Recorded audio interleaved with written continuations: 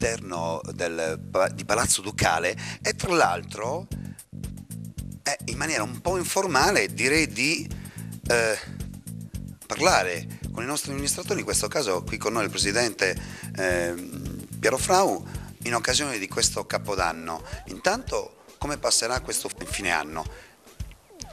Ma le feste di Natale tassativamente in famiglia. Ho il piacere di essere invitato da vari parenti, dunque passerò molto volentieri le feste in famiglia, sarà anche l'occasione per riposarci e dunque insomma, sono veramente sereno su questo periodo proprio perché si avvicinano le feste di Natale e si ha proprio appunto l'occasione di passare un pochino più di tempo in famiglia. L'augurio di questo nuovo 2004 invece ai nostri concittadini. Beh, questo veramente con grande piacere, vi ringrazio per l'occasione che mi date perché veramente col cuore formulo i più sinceri auguri di buone feste a tutti i nostri concittadini, affinché anche loro, anche tutti noi possiamo passare veramente delle feste in segno proprio dell'amicizia, della fratellanza,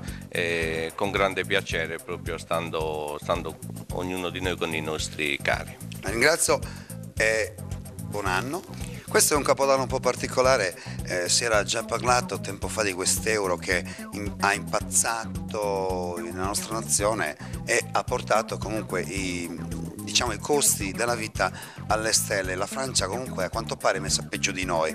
Lei pensa che questo 2004 con l'euro si migliorerà? Credo che per la città di Sassari invece il 2004 sia un anno molto importante.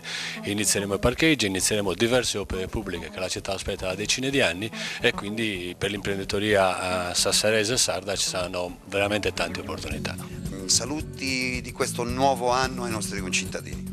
Sì, un augurio veramente di cuore a tutti i concittadini e che naturalmente gli auguro soprattutto la salute che è veramente da mettere al primo posto. La ringrazio, auguri anche da parte mia a tutti voi, arrivederci.